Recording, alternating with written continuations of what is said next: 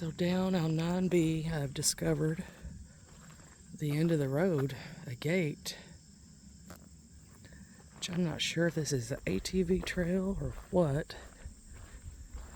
So I'm going to hike it a little bit. Oh, we have a path here.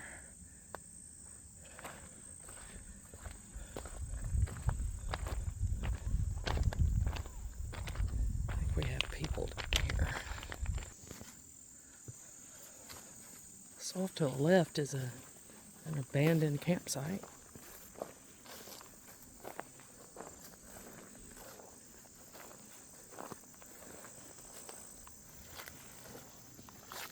Doesn't look like there was a fire in there too long ago.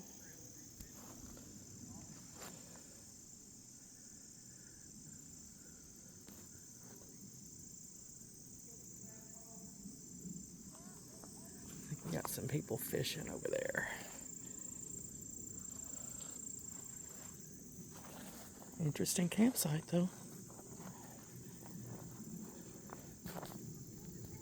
This is a story of an occurrence that happened to me and two other friends in the Red River Gorge. It was early November. We were going down for the weekend, and I was going with a friend who has been going to the Red River Gorge for probably about 15 years. So he knows the land very well, and he likes to take kind of accountability for everything that goes on in the woods while we're there. So he kind of leads the way, tells us things we don't know, that kind of deal. And this trip, he wanted to go to a more isolated area than we had previously been going. This trail was called 9B, and at the time it was closed off to the public. The Red River Gorge people were basically creating a creek for endangered fish, and I'm not exactly sure how long it was shut down for, but quite some time, probably a year or two. So not a lot of people were back there, and the entire weekend we did not see anyone at all. So we parked our car. It's gated off, and it's a dirt / rock road, and it's about 5 miles long. We had to walk down that, and we walked into the woods about 3 miles. And Friday night, nothing happened. Everything was jolly and good. Saturday, during the day, we took a day hike and walked down the creek, probably about 4 to 5 miles. Nothing happened. Everything seemed normal. When we got back to camp, we fed our dogs. Each of us have our own dog that we brought, so there was 3 dogs and 3 people. One of the dogs was a Great Pyrenees, mature, about 125 pounds, very courageous, very loyal. And we ate dinner, fed the dogs, and basically right after nightfall fell, I got up to use the bathroom, took a pee, and basically right when I came back, we heard a screaming / howling sound, and it sounded like it was about a mile away, but it was extremely loud, like nothing I've ever heard before. And it wasn't like it was a prey animal that was screaming for help. This was one long, drawn-out bellow, and nothing in those woods has the lung capacity to scream as long as it did. And it probably lasted 40 to 50 seconds, and it sounded like a human screaming and a wolf howling, all wrapped up in one. And after about 10 seconds of it, we're like, wow, what is that? That's crazy, 30 seconds go by, and we start to freak out. I mean, especially Paul, the guy who'd been going out there for a long time.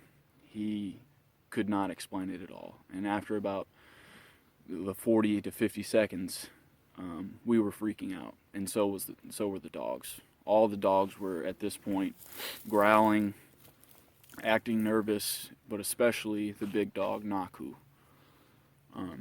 Naku was acting like I've never seen him before. Um, After that scream, whatever that creature was commanded the respect of the woods, and it got it because everything fell silent for the rest of the night. And at this time, the moon was basically non-existent, so it was very dark, and we had about 12 to 13 hours of nightfall left, and we just didn't know what to do at that point. We debated leaving and hiking back, but the direction of the scream came from where our car was, and that was about 8 miles away. So after the scream and the initial frightness, 10 to 15 minutes went by, and we start to hear these crashing noises through the woods.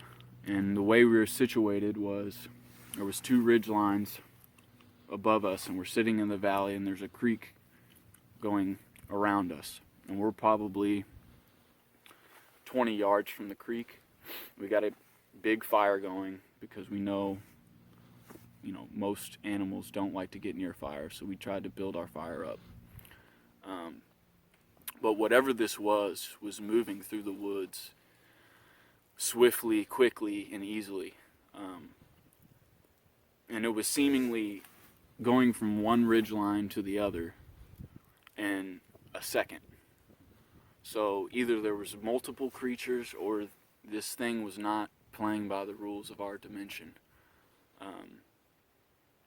And at this point, Naku started to really get riled up, and the other dogs basically just laid down because they realized how serious this was. They didn't make a sound the rest of the night.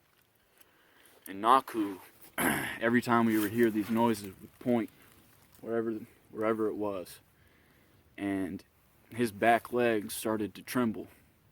So that's how we knew that it was very, very serious, because that dog does not get afraid like that. I've never seen him act like that. So I just came from that way where the gate was down to the creek and crossed the creek, and it turned into this logging road. Unfortunately, I'm on foot because I couldn't take the bike across the creek. I mean, I probably could have, but there are people down there. Anyway, it's pretty desolate back here.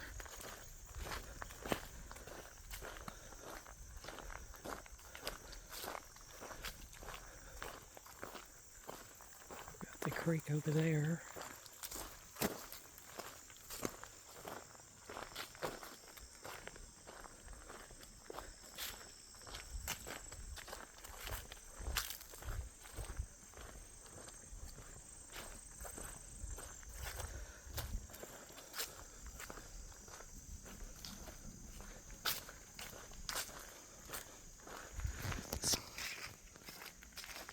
A little ways, I don't know, quarter mile, half mile. Let's see if I can find anything. Alright, we're going to do a tree knock. 3 of them.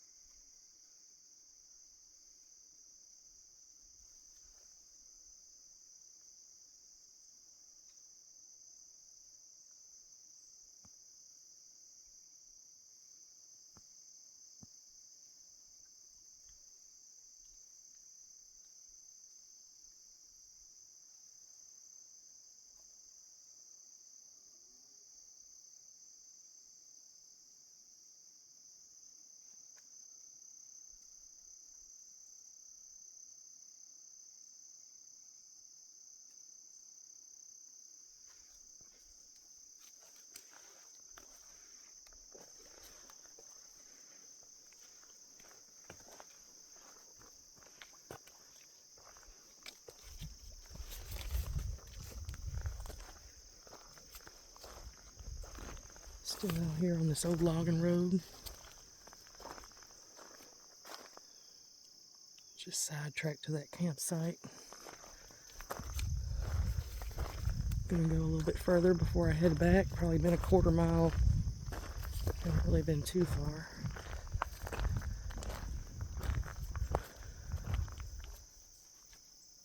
The wildflowers are absolutely gorgeous.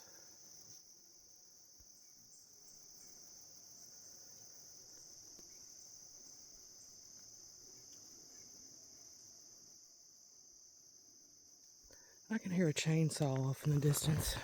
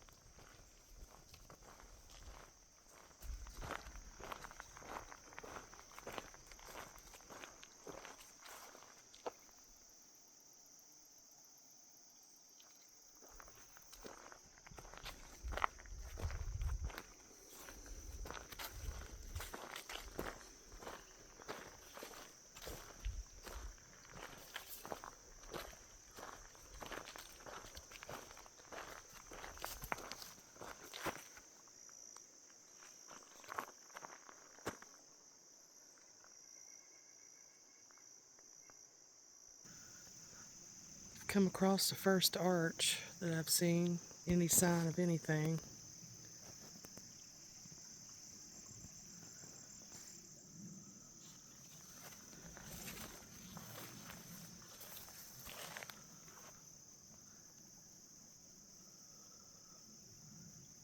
It's not really pinned, it's bent. It's definitely bent. Pretty good sized tree.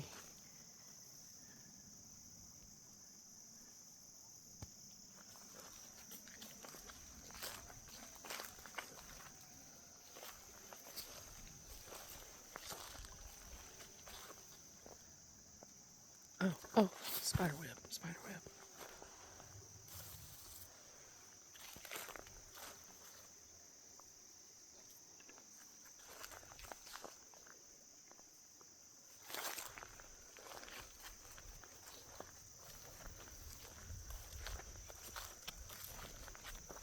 Looks like we got something going on right here.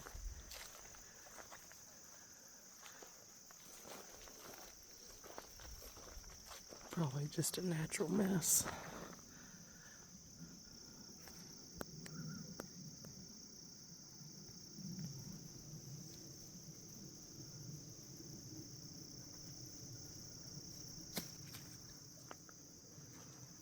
Drop my stick.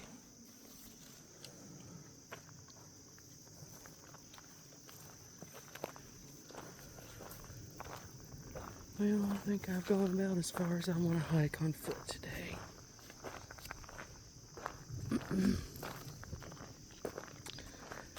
But this would definitely be an interesting area to come back to.